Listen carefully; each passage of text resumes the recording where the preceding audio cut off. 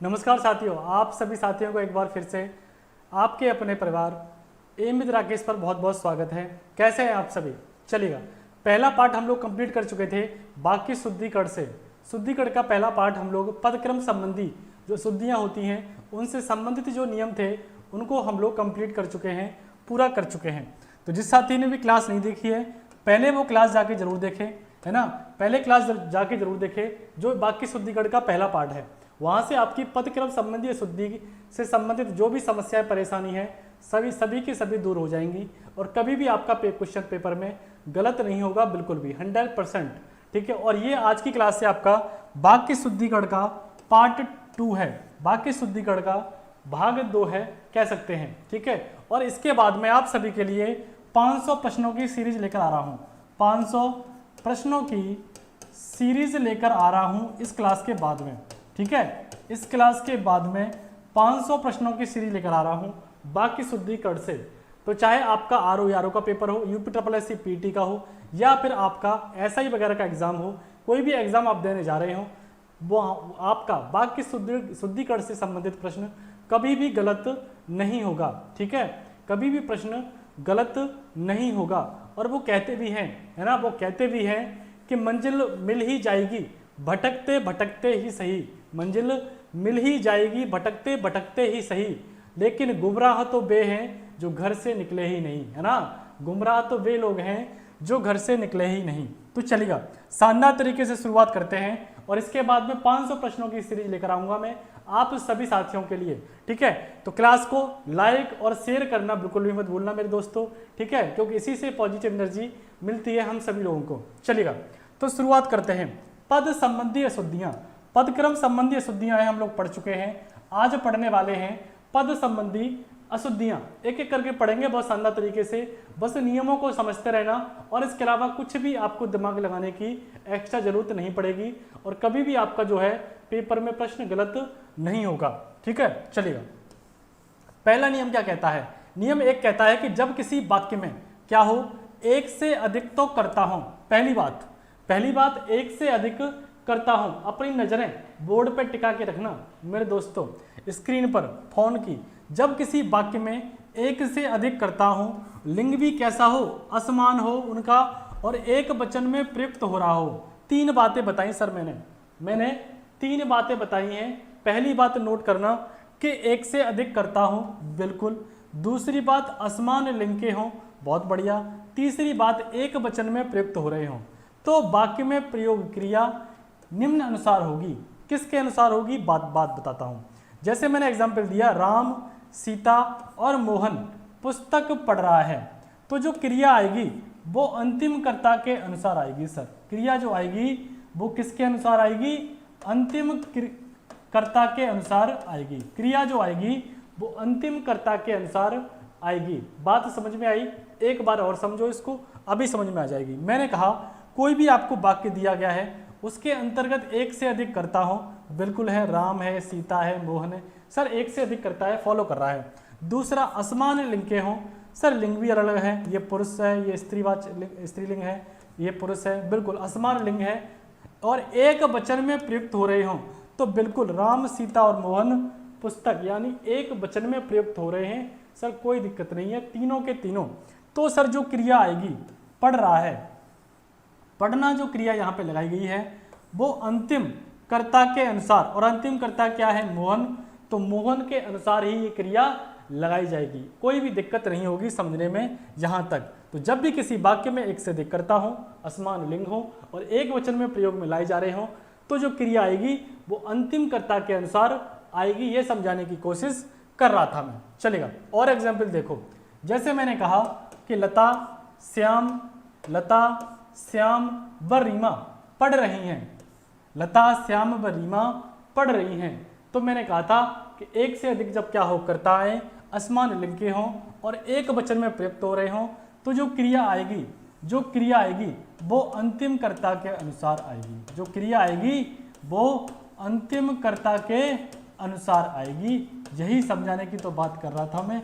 कभी भी आपका जो प्रश्न है गलत नहीं होगा। अगला देखो, रोहित, सीमा व रीता सभी पढ़ रहे हैं। कैसे हैं? सभी पढ़ रहे हैं। तो मैंने कहा था कि जहां कहीं भी क्या हो, सभी आ जाए, रोहित आया है, सीमा आया है, रीता आया है, लेकिन इसके बाद में सभी आ गया है, इसका मतलब जो क्रिया लाई जाएगी प्रयोग में वो सभी के अनुसार लाई जाएगी। इसका मतलब सभी पढ़ रहे हैं, क्या हो जाएगा, सभी पढ़ रहे हैं। ठीक है, इसमें जो क्रिया आएगी वो सभी के अनुसार आएगी। लेकिन ऊपर वालों की बात कर रहा हूं तो यहां पर क्या है, एक से अधिक कर्ता असमान लिंग और एक वचन में प्रयुक्त हो रहे हो तो क्रिया अंतिम कर्ता के अनुसार प्रयोग में लाई जाएगी। बात को याद रखना, कहीं भी नोट कर लीजिए, हमेशा याद रखना इस बात को, कभी भी पेपर में गलत नहीं होगा प्रश्न, चलेगा। नियम नंबर अगला क्या कहता है, तो नियम नंबर 2 कहता है, ध्यान से सुनना मेरी बातें, कि जब किसी वाक्य में पहली बात क्या है कि कर्ता के साथ में ने कारक चिन्ह जुड़ा हो, ने परसर्ग से जुड़ा हो, कर्ता के साथ में ने कारक चिन्ह आ रहा हो और एक से अधिक कर्म प्रयुक्त हो रहे हो तो वाक्य में प्रयोग की गई क्रिया अंतिम कर्म के अनुसार, अब कैसे आएगी क्रिया, अंतिम कर्म के अनुसार आएगी। दोबारा से समझो सभी लोग, दोबारा से समझो कि जब किसी वाक्य में कर्ता के साथ में ने जुड़ा हो, कर्ता प्लस ने कारक चिन्ह जुड़ा हो, ठीक है, और क्या हो, एक से अधिक कर्म हो, कर्म कैसे हो, एक से अधिक कर्म प्रयुक्त हो रहे हो तो वहां पर जो क्रिया आएगी वो अंतिम कर्म के अनुसार आएगी। बात समझो, आप तो उदाहरण देके समझाओ। बिल्कुल सुरेश ने, बिल्कुल ने कारक चिन्ह आ गया, ने कारक चिन्ह आ गया, बिल्कुल आ गया सर ने कारक चिन्ह।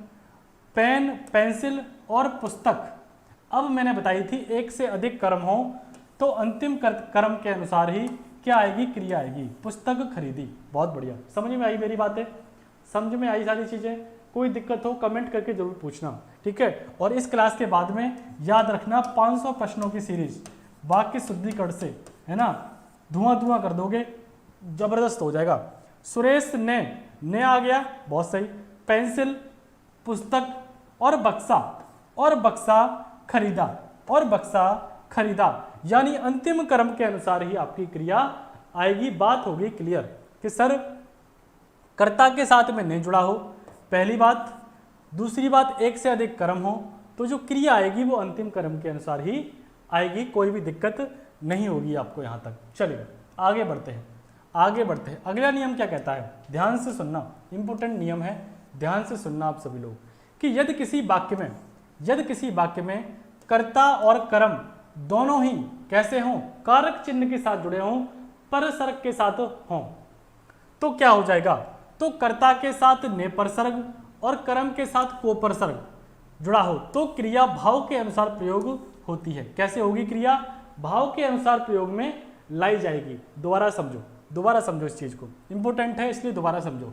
मैंने कहा कि कर्ता और कर्म दोनों ही परसर्ग सहित हों, अर्थात कर्ता के साथ में ने परसर्ग जुड़ा हो, कर्म के साथ में को परसर्ग जुड़ा हो तो क्रिया भाव के अनुसार प्रयोग होगी।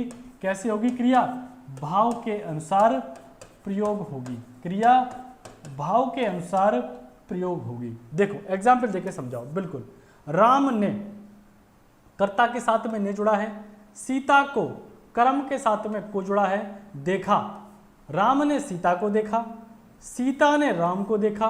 कुछ भी परिवर्तित कर रहा हूं, लिंग वचन, ठीक है, कुछ भी परिवर्तित हो गए तो, लेकिन क्रिया और क्रिया केवल और केवल भाव के अनुसार ही जुड़ेगी, याद रखना। राम ने सेना को देखा, सेना ने राम को देखा, तो यहां पर ने और के होने की वजह से, ने कर्ता के साथ में ने और कर्म के साथ में क्यों जुड़े होने के साथ में जो क्रिया है आपकी वो भाव के अनुसार, क्रिया है जो आपकी वो भाव के अनुसार ही आएगी। जो आपकी क्रिया है वो किसके अनुसार है, यहाँ पर भाव के अनुसार है, ठीक है। कोई दिक्कत परेशानी समस्या हो कमेंट करके जरूर पूछना। और क्लास अगर अच्छी लग रही हो आप सभी साथियों को तो एक बार आप सभी लोग दिल से लाइक जरूर कर देना और शेयर जरूर करना, ठीक है। चलिएगा, अब बहुत इंपॉर्टेंट चीज बताने वाला हूं, ध्यान से सुनना। अन्य व्याकरण शुद्धियां जो होती हैं वो किस किस कारण से होती हैं, तो देखो उसमें आपकी संज्ञा संबंधी शुद्धि भी हो सकती है, पेपर में पूछी जा सकती है, सर्वनाम संबंधी शुद्धि भी, विशेषण संबंधी शुद्धियां भी, क्रिया संबंधी शुद्धियां भी, कारक संबंधी और वचन संबंधी शुद्धियां भी पूछी जा सकती हैं। एक एक नियम को बेहतरीन तरीके से समझेंगे तो ना तो आपकी एक भी संज्ञा संबंधी अशुद्धि दूर होगी, ना कारक संबंधी, कोई भी अशुद्धि आपकी दूर मतलब गलत नहीं जाएगा पेपर में, ठीक है। चलिएगा एक एक करके समझते हैं। संज्ञा संबंधी अशुद्धि कैसे दूर की जाए, संज्ञा संबंधी अशुद्धि कैसे दूर की जाए? तो देखो दो तरह से, कैसे? दो तरह से आपको पेपर में पूछी जा सकती है संज्ञा संबंधी अशुद्धि। कैसे कैसे? एक तो अनावश्यक संज्ञा पदों का प्रयोग हो सकता है, दूसरी चीज अनुपयुक्त संज्ञा पदों का प्रयोग हो सकता है। इन दोनों चीजों को याद रखना है, बस मेरी बात ध्यान से सुनना। संज्ञा संबंधी अशुद्धि कभी भी पेपर में आप गलत करके नहीं आएंगे अगर पूछी जाए तो। बस दो चीजें याद रखना, अनावश्यक संज्ञा पदों का प्रयोग और अनुपयुक्त संज्ञा पदों का प्रयोग। कैसे कैसे सर? समझिएगा। ऐसे संज्ञा पद जिनकी आवश्यकता ना हो पर उनका प्रयोग किया जाए तो वहां अनावश्यक संज्ञा पदों की अशुद्धियां हो जाती हैं। जैसे मैंने कहा, अशुद्ध वाक्य है कि मैं मंगलवार के दिन व्रत रखता हूं। क्या है? मैं मंगलवार के दिन व्रत रखता हूं। अगर आपने कहीं लिखा दिखा ऐसा तो इसका मतलब वो वाक्य अशुद्ध होगा। शुद्ध कैसे होगा सर? तो मंगलवार तो खुद ही में दिन है, तो मैं मंगलवार को व्रत रखता हूं, इसका मतलब है अनावश्यक संज्ञा पद का प्रयोग किया गया है, इस वजह से वाक्य आपका अशुद्ध हो गया है, ठीक है। चलिएगा अगला आता है आपका अनुपयुक्त संज्ञा पद का प्रयोग। अब इसको कैसे सही करें? देखिए, ऐसे संज्ञा पदों का प्रयोग जो उस वाक्य के लिए अनुपयुक्त अर्थात गलत हो, उनके प्रयोग के कारण वाक्य में अनुपयुक्त संज्ञा पदों की अशुद्धियां हो जाती हैं। यानी वाक्य में कैसा हो? अनुपयुक्त संज्ञा पद आ रहा हो। उदाहरण देके समझना। जैसे मैंने कहा, गले में गुलामी की बेड़ियां पड़ी रही। कहां पर?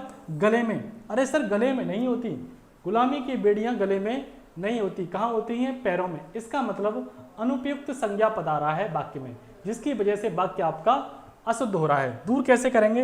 बिल्कुल करेंगे, इसको दूर हटा दो।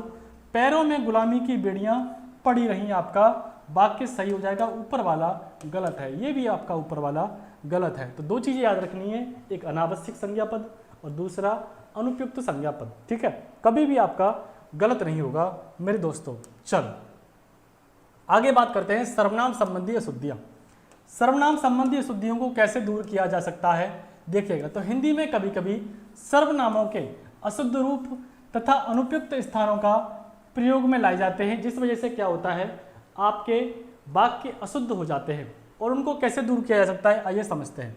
तो जैसे मैंने कहा, रमेश और रमेश का पुत्र कहाँ गए? दिल्ली गए। रमेश और रमेश का पुत्र दिल्ली गए।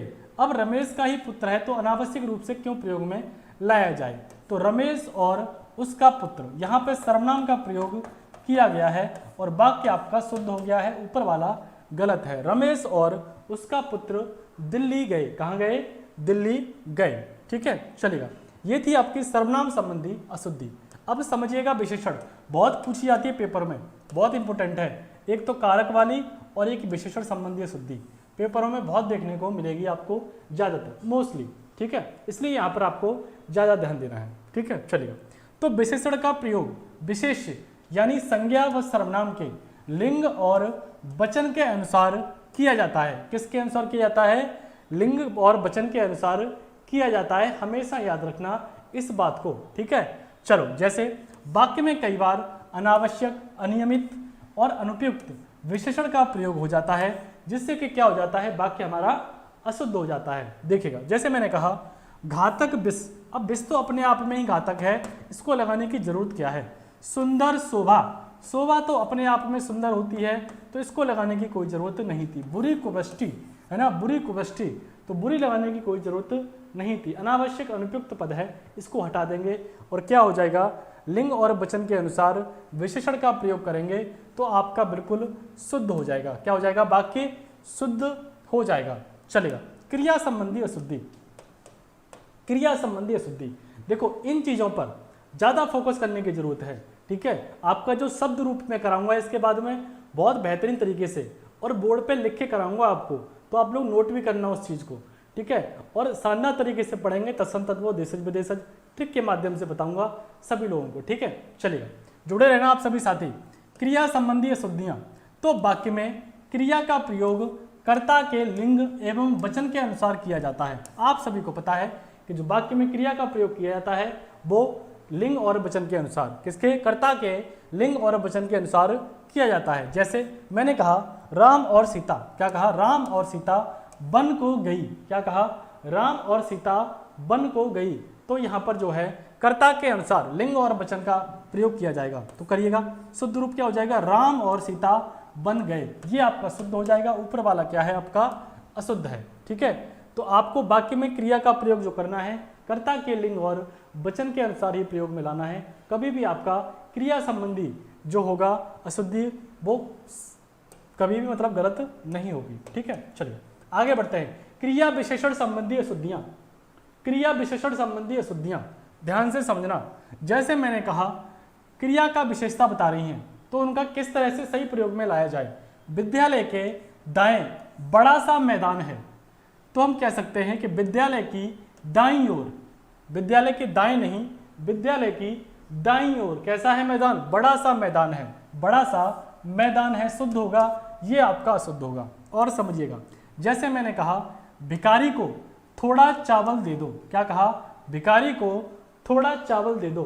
तो वाक्य आपका अशुद्ध है। इसमें क्रिया विशेषण जो है अशुद्ध है। आप सही कैसे करेंगे? भिखारी को थोड़े चावल दे दो, ये आपका राइट हो जाएगा, सही हो जाएगा, शुद्ध हो जाएगा कि भिखारी को थोड़े चावल दे दो। थोड़ा नहीं होता है, क्या होता है? थोड़े चावल दे दो। ठीक है, चलेगा।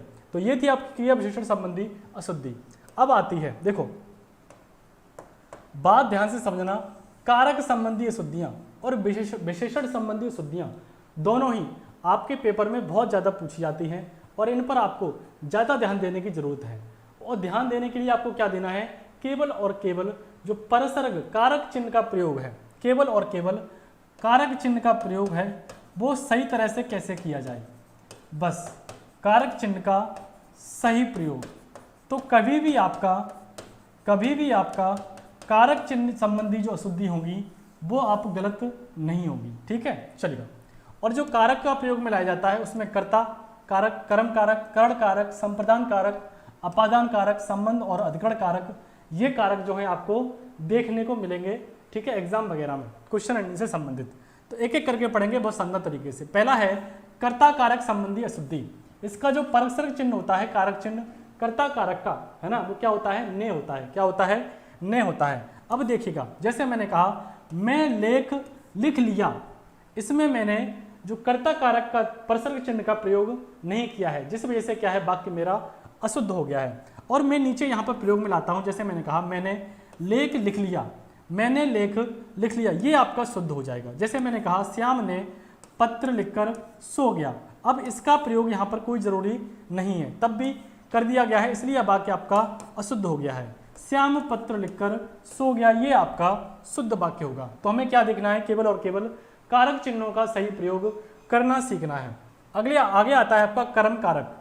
कर्म कारक संबंधी अशुद्धि, जैसे इसका परसर्ग चिन्ह होता है को।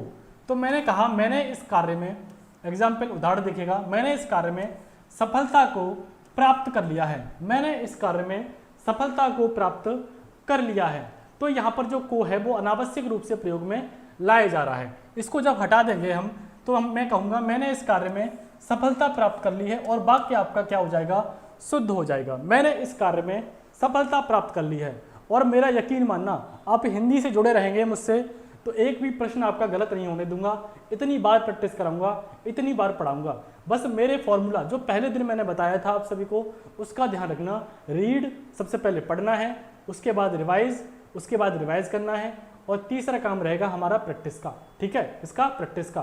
तो रीड, रिवाइज, प्रैक्टिस, ये तीन जो फॉर्मूले हैं, इसको आप अपनी ज़िंदगी में उतार लीजिए। कभी भी आप फेल नहीं हो सकते ज़िंदगी में। आप इसे क्रम से करना पड़ेगा। ये जो फॉर्मूला है इसको आपको क्रम से करना होगा। ठीक है, रीड, दूसरा रिवाइज करना है आप सभी को। ठीक है, और तीसरा है प्रैक्टिस का, तीसरा है प्रैक्टिस का। तो ये जो तीनों हैं ये आपको इसी क्रम में रखने हैं। आप इनका क्रम बिगाड़ दोगे अगर, तब भी कोई फायदा नहीं निकलेगा। क्रम इसी रखना है, रीड करना है, फिर रिवाइज करना है, उसके बाद में हम लोग प्रैक्टिस पर आएंगे और धुआं कर देंगे हिंदी सीरीज को। ठीक है, चलिए अगले आता है आपका कर्ण कारक संबंधी अशुद्धि। इसका जो कारक चिन्ह होता है वो होता है से और के द्वारा। क्या होता है? से और के द्वारा। अशुद्ध रूप है, जैसे वह बस पर यात्रा कर रहा है, वह बस पर यात्रा कर रहा है। पर नहीं आएगा सर, क्या आएगा? वह बस से यात्रा कर रहा है, बस से यात्रा कर रहा है। इसका मतलब आपका नीचे वाला जो है शुद्ध हो जाएगा, वह बस से यात्रा कर रहा है। मैं चाहता तो आपको यहाँ प्रश्न लगवा करके धुआं धुआं करवा देता पहले ही, लेकिन जब तक आपको पता ही नहीं होगा कि कार हमें चलानी कैसे है, उसके नियम कानून, गियर कैसे पड़ना है ना, एक्सीलेटर कैसे दबाना है, ब्रेक कहाँ पर लेने हैं, तब तक आप कार चलाना कैसे सीख पाएंगे मेरे दोस्त। आप बात समझिएगा। और अगर जब आपको कार चलाना सीख चुके हैं और रेस पे आप उतर गए हैं तो धुआं धुआं मचा देंगे, है ना, धुआं धुआं मचा देंगे। लेकिन रेस में उतर गए हैं, आपको स्टीयरिंग पकड़ना आता नहीं है, तो फायदा क्या है। इसलिए हमें नियमों को सीखना, नियमों को पढ़ना बेहद जरूरी है। इसलिए मेरे दोस्त इन चीज़ों पर ज़्यादा ध्यान देना, है ना, पढ़ने पर ज़्यादा फोकस करना, प्रैक्टिस पर, उसके बाद में तो धुआं धुआं हो ही जाएगी आपको। लेकिन आप कहीं अगर पहले प्रैक्टिस करना बैठ गए और आपने उन नियमों को पढ़ा ही नहीं है, तो अपने आप में एक नकारात्मक आपको लगेगा कि मैंने ये क्या कर रहा हूँ, मुझे तो कुछ आता ही नहीं है, मेरा तो पेपर ही नहीं निकलेगा। लेकिन जब आपको मालूम पड़ेगा कि आपने अच्छे से कॉन्सेप्ट को पढ़ लिया है और तब आप मजे मजे में सॉल्व कर रहे हैं प्रश्नों को, तो जिंदगी में भी सकारात्मकता ऊर्जा जो है आएगी बिल्कुल। ठीक है, चलिएगा आगे बढ़ते हैं। तो ये है कर्ण कारक संबंधी अशुद्धि। आगे देखिएगा, संप्रदान कारक संबंधी अशुद्धि। संप्रदान कारक संबंधी अशुद्धि। संप्रदान कारक के दो चिन्ह होते हैं, को और के लिए। इनका सही प्रयोग कैसे करना है उसको देखना। जैसे मैंने कहा, पंडित जी ने भक्तों के लिए कथा सुनाई। पंडित जी ने भक्तों के लिए नहीं होगा, क्या होगा, भक्तों को होगा। इसका मतलब मैंने कहा कि यदि एक स्थान पर दूसरे का प्रयोग हो जाता है तब भी वाक्य हमारा कैसा हो जाएगा, अशुद्ध हो जाएगा। ये हमें ध्यान में रखना है। तो हम क्या करेंगे, पंडित जी ने भक्तों को कथा सुनाई, हमारा शुद्ध हो जाएगा बिल्कुल। अगले आता है आपका अपादान कारक संबंधी अशुद्धि, है ना, अपादान से अलग होने का भाव आ रहा हो जहां पर। तो जैसे मैंने कहा, वह शहर के खिलौने लेकर बेचता है। सर शहर के खिलौने नहीं होते हैं, शहर से लाकर बेचता होगा, है ना, शहर से दूर होता होगा, पहले शहर से लाता होगा, अलग हो रहा होगा, अलग होने का भाव आ रहा है। इसका मतलब आप कह सकते हैं वह शहर से खिलौने लेकर बेचता है, बिल्कुल सही हो जाएगा। ऊपर वाला आपका गलत हो जाएगा। इसके बाद में है संबंध कारक संबंधी अशुद्धि। क्या है, संबंध कारक संबंधी अशुद्धि। देखिएगा, जैसे मैंने कहा, राधा का और कृष्ण का मंदिर प्रसिद्ध है। राधा का और कृष्ण का, तो आप लोगों को पता है राधा और कृष्ण में क्या संबंध है, तो आप कह सकते हैं राधा कृष्ण का, क्या कह सकते हैं, राधा कृष्ण का मंदिर प्रसिद्ध है। कुछ भी आ सकता है, माता पिता, है ना, भाई बहन, है ना, कुछ भी आ सकता है बिल्कुल, जो संबंध बता रहा हो। अधिकरण कारक संबंधी अशुद्धि, तो आपको पता है इसका चिन्ह होता है मैं और पर। आपको सही ढंग में प्रयोग में करना है, मैं का कहाँ पर प्रयोग करना है और पर का कहाँ पर प्रयोग किया जाता है। जैसे मैंने कहा, किसान ने खेत पर बीज बोया है, तो सर किसान ने खेत पर नहीं होगा, क्या होगा, किसान ने खेत में होगा, बिल्कुल होगा, किसान ने खेत में बीज बोया है, सही हो जाएगा। दूसरा देखिएगा, घर पर सब कुशल हैं, तो आप जब भी पूछते होगे तो ये पूछते होगे घर में सब कुशल मंगल हैं, तो इसका मतलब है घर पर नहीं होगा, घर में होगा, क्या होगा, घर में सब कुशल है, ये होगा। चलिए आगे बढ़ते हैं। तो देखिएगा, आप सभी लोग एम कृति ऐप को जरूर डाउनलोड कर लीजिएगा, है ना, बहुत कुछ खास, बहुत कुछ स्पेशल बहुत जल्द आ रहा है आप सभी के सामने। तो फटाफट से एम कृति ऐप को पीडीएफ वगैरह, क्लासेस वगैरह के लिए, क्विज वगैरह देने के लिए यहाँ से आप डाउनलोड कर सकते हैं गूगल प्ले स्टोर से। ठीक है, चलिएगा, तो अगली क्लास में मुलाकात होती है। 500 प्रश्नों की सीरीज लेकर आऊँगा इसके बाद में। तो आप सभी लोग एम कृति ऐप को फटाफट से डाउनलोड कर लीजिए। यहाँ आपको 500 प्रश्नों की सीरीज दिखाई देगी, बिल्कुल ठीक है, 500 प्रश्न दिखाई देंगे वाक्य अशुद्धि से, है ना, और धुआं धुआं मचा दोगे। चाहे किसी भी एग्जाम में देने जा रहे हो हिंदी, एक भी प्रश्न गलत करके नहीं आओगे हिंदी से, मेरा वादा है आप सभी दोस्तों से। चलिएगा, तो अगली क्लास में मुलाकात होगी आप सभी साथियों से। तब तक के लिए जय हिंद, जय भारत।